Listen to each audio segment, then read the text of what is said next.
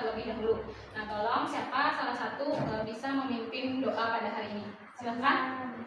Saman? Silakan Saman. Bismillahirrahmanirrahim.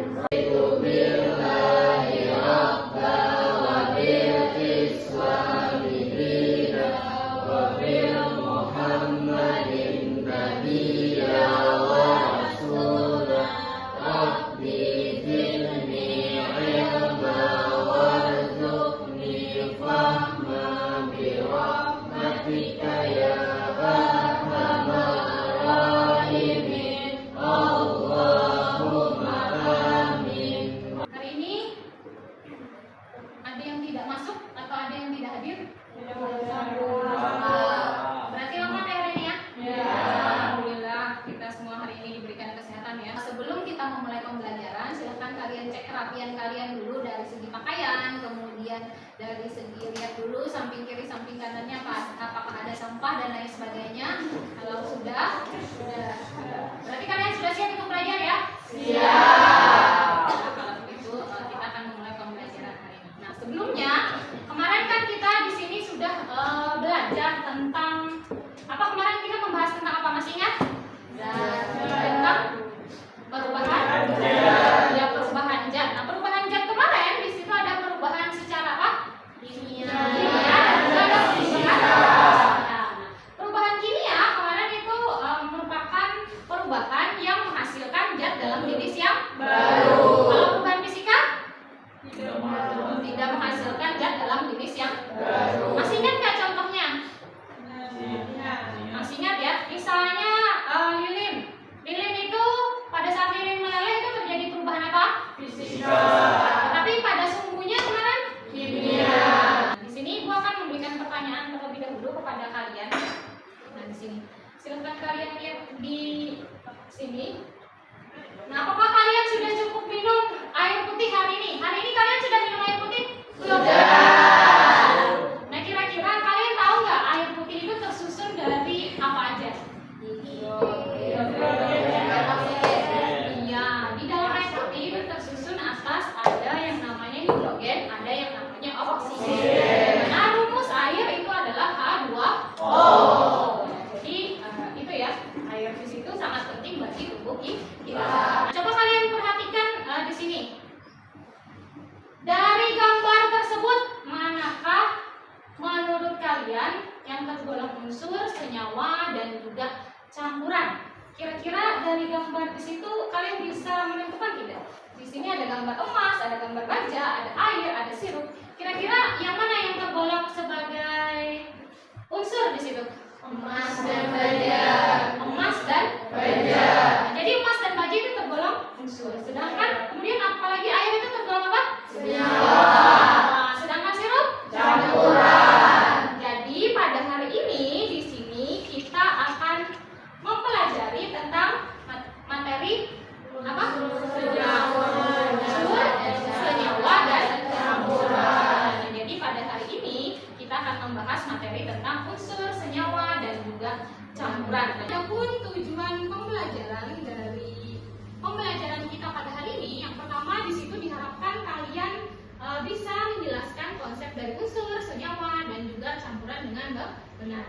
Kemudian yang kedua, kalian di situ diharapkan dapat mengidentifikasi klasifikasi dari zat unsur, senyawa, dan juga campuran tersebut. Dan yang ketiga, kalian diharapkan dapat menganalisis sifat dari unsur, senyawa, dan juga campuran yang terdapat di dalam kehidupan kita sehari-hari. Adapun model pembelajaran yang akan digunakan pada hari ini, yakni di sini adalah model pembelajaran problem based learning. Tahap pertama akan diarahkan pada orientasi masalahnya. Kemudian yang kedua, kalian di situ nanti akan Ibu bagi menjadi beberapa kelompok. Kemudian nanti Ibu bagi LKPD. Kemudian yang ketiga, Ibu akan membimbing penyelidikan kelompok. Dan yang keempat, mengembangkan dan menyajikan hasil karya. Nanti akhir kalian dapat menganalisis atau mengevaluasi proses pemecahan masalah dari orientasi masalah yang sudah ada tadi. Nah, kemudian ada pun penilaian yang Ibu ambil nanti di sini ada penilaian sikap dan juga penilaian keterampilan yang akan Ibu ambil dari kegiatan diskusi dan penyelidikan yang kalian lakukan. Penilaian somatik yakni menjawab soal pilihan ganda. Jadi kerjakan soal preteks yang sudah Ibu bagikan di grup ya. Silakan kalian kerjakan.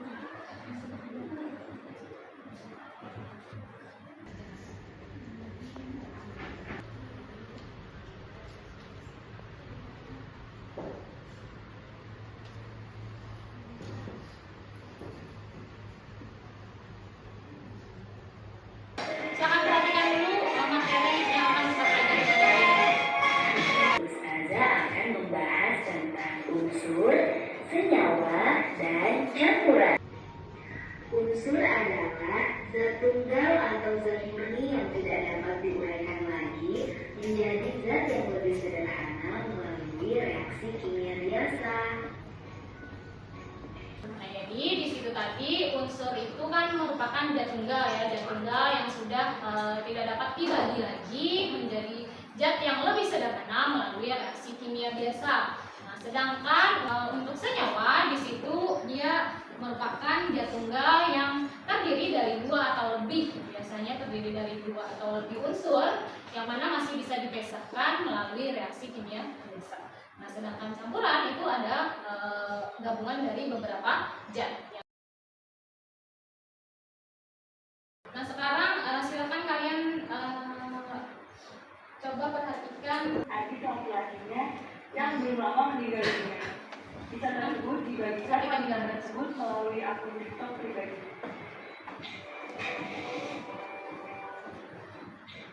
Menurut kisah yang dibagikan, adik laki-lakinya itu sangat menyukai minuman kemasan atau teh kemasan.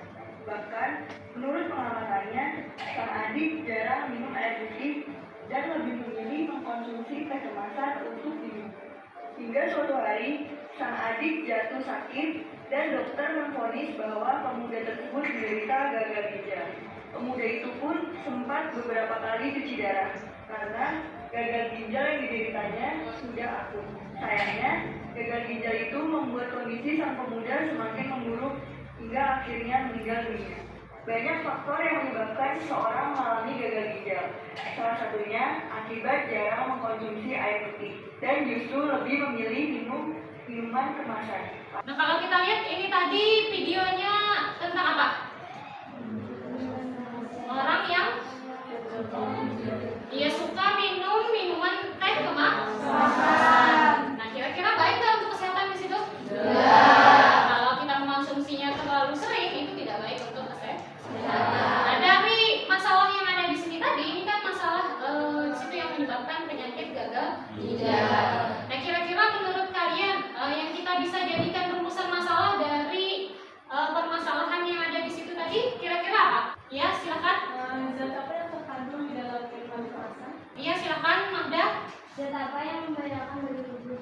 Zat apa yang membahayakan bagi tubuh? Jadi kita sepakat ada 2 rumusan masalah yang akan kita cari jawabannya nanti pada saat kalian berdiskusi. Oke ya. Nah, sekarang saatnya kalian di situ berkelompok. Nah, jadi kalian di sini akan dibagi menjadi kelompok 1, 2, 3, 4 dan 5.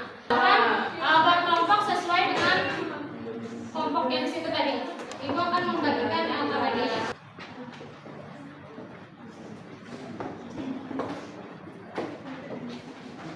Nah, pada LKPD tersebut kalian untuk materinya bisa kalian scan barcode-nya di situ untuk melihat materi.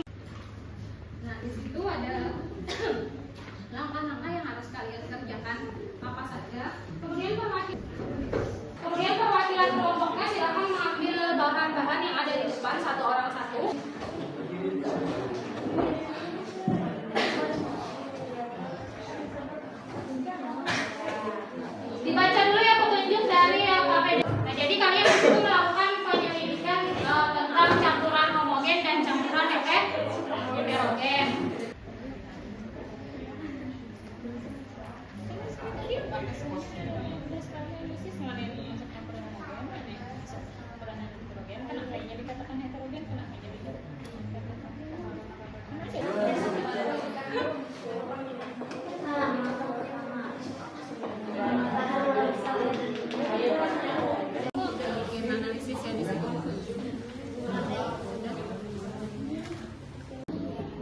Apa yang dimaksud dengan unsur, apa yang dimaksud dengan senyawa, apa yang dimaksud dengan ya, di situ bisa.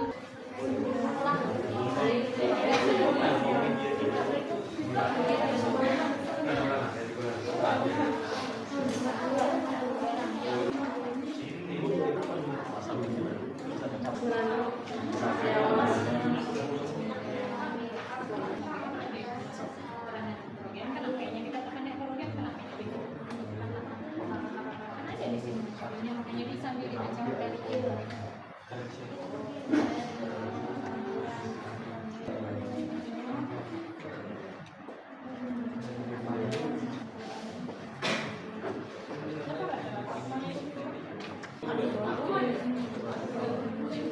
Kayaknya di sini juga bisa kalian cari ya, tidak hanya patokan pada buku dan materi yang dibagikan, kalian bisa mencari dari sumber ya.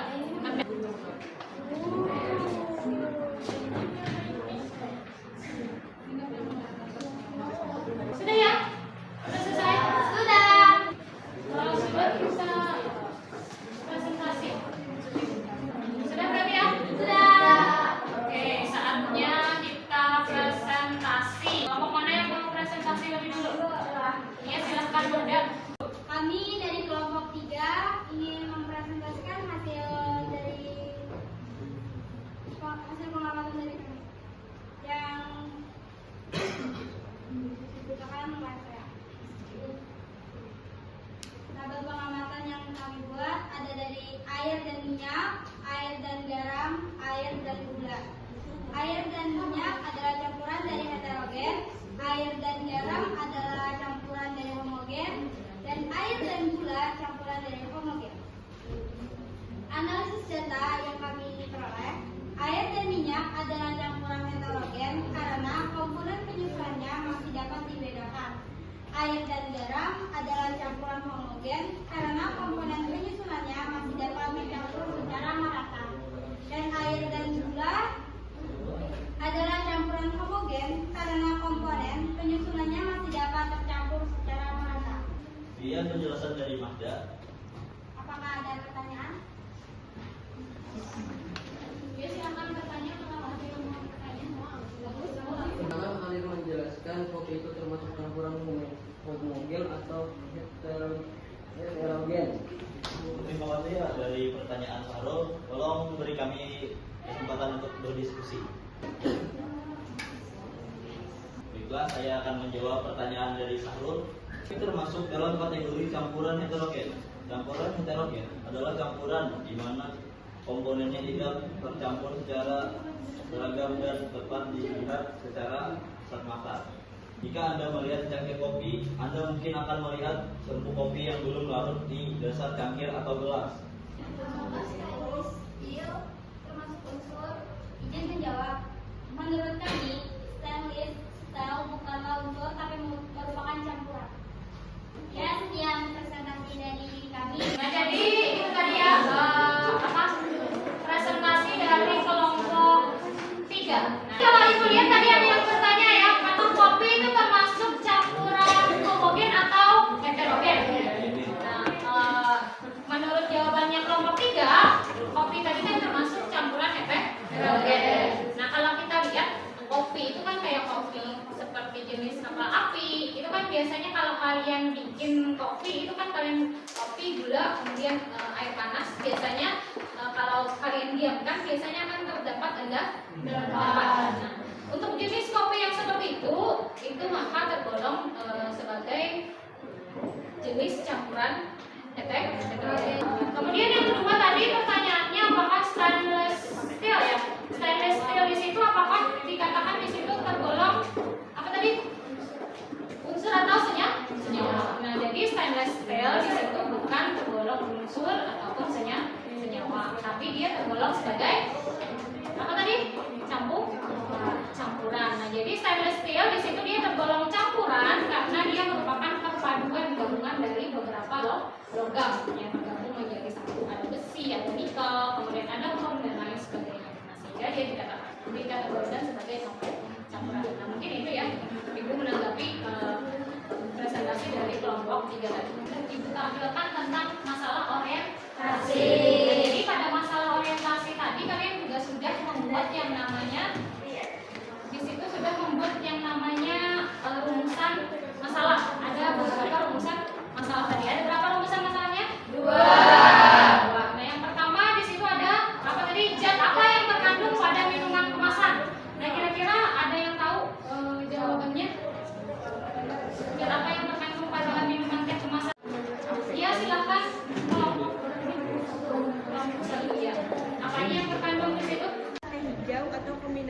keduanya.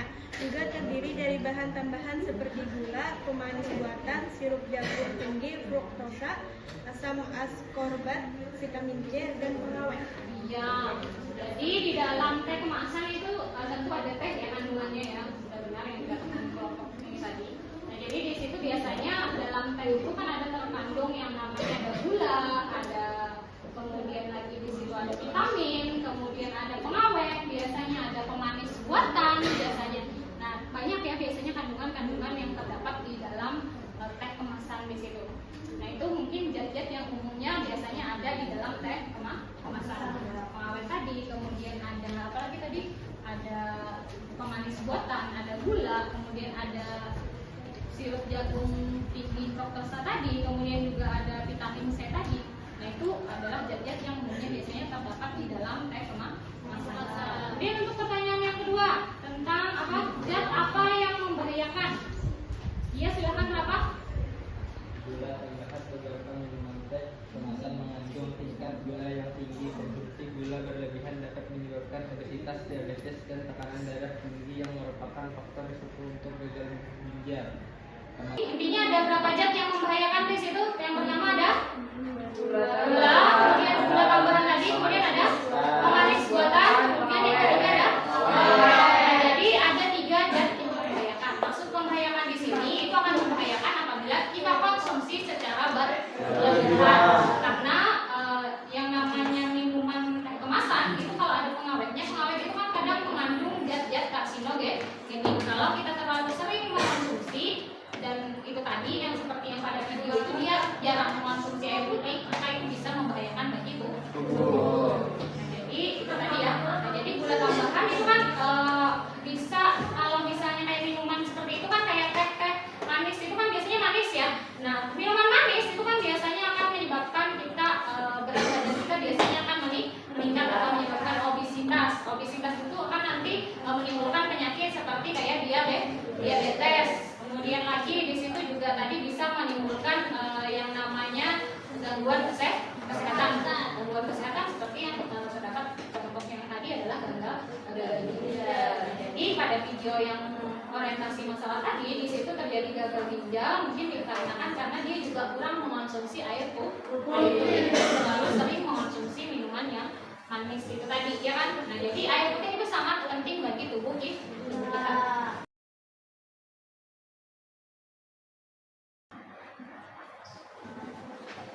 Kira-kira apa yang dapat kita simpulkan dari hasil pembelajaran kita pada hari ini? Apa yang dimaksud dengan unsur di situ? Unsur adalah zat yang tidak dapat diuraikan lagi menjadi zat lain yang lebih sederhana dengan reaksi kimia biasa. Iya, unsur adalah zat tunggal yang tidak bisa kita bagi lagi menjadi zat yang lebih sederhana melalui reaksi kimia biasa. Nah, kemudian selain unsur ada senyawa. Apa yang dimaksud dengan senyawa? Senyawa merupakan zat tunggal yang dapat diuraikan lagi melalui reaksi kimia. Ya, senyawa itu adalah zat tunggal yang masih bisa kita uraikan lagi ya. Nah, jadi senyawa itu terdiri dari 2 atau lebih unsur. Jadi terdiri dari bisa 2, bisa lebih unsur itu dan masih bisa kita uraikan lagi melalui reaksi kimia biasa. Jadi contoh unsur tadi dalam kehidupan sehari-hari contohnya apa tadi? Ada besi, terus apa lagi? Emas, balerang. Nah, itu ya contoh-contoh unsur. Kalau contoh senyawa tadi itu seperti apa?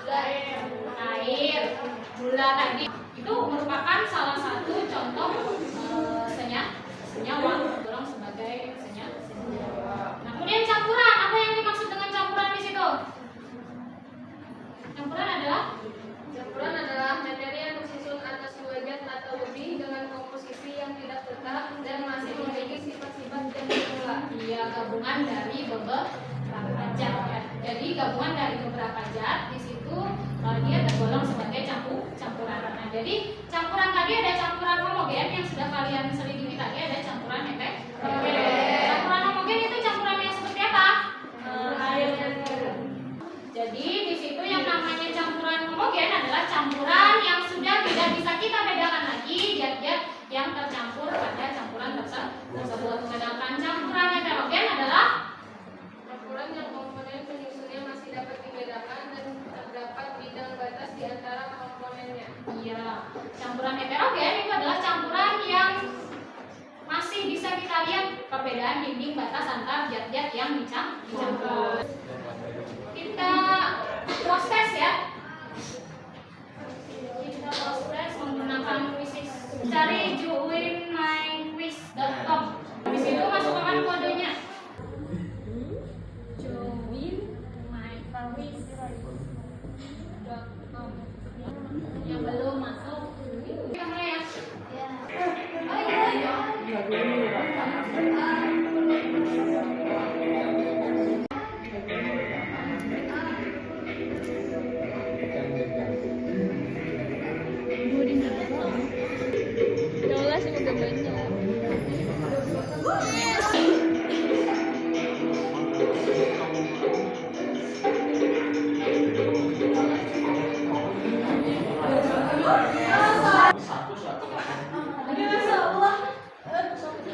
Dibaca dengan seksama ya, dilanjutkan.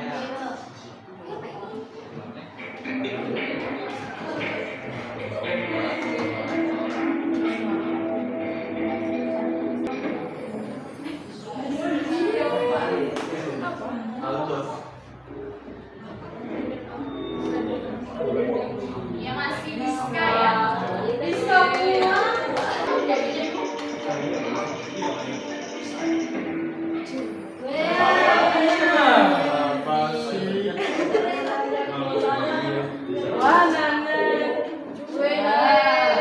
Nadia ya.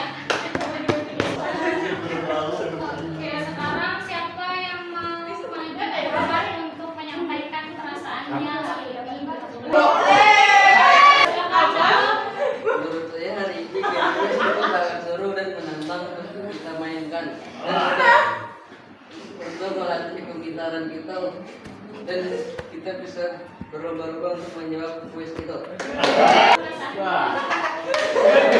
Yang lain ya. Jadi pembelajaran hari ini sangat menyenangkan, teman-temannya sungguh ceria dengan pembelajaran seperti ini. Tugas literasinya kita pertemuan minggu depan ya. Silakan kalian mencari informasi tentang materi pemisahan campuran. Nah, jadi silakan kalian nanti literasi di rumah untuk mencari informasi tentang materi pemisahan campuran yang akan kita pelajari pada pertemuan berikutnya ya. Nah, jadi cari tentang pemisahan campuran. Nah, mungkin itu saja pembelajaran kita pada hari ini. Sebelum kita menutup pembelajaran hari ini, silahkan Saman pimpin untuk berdoa terlebih dahulu. Bismillahirrahmanirrahim.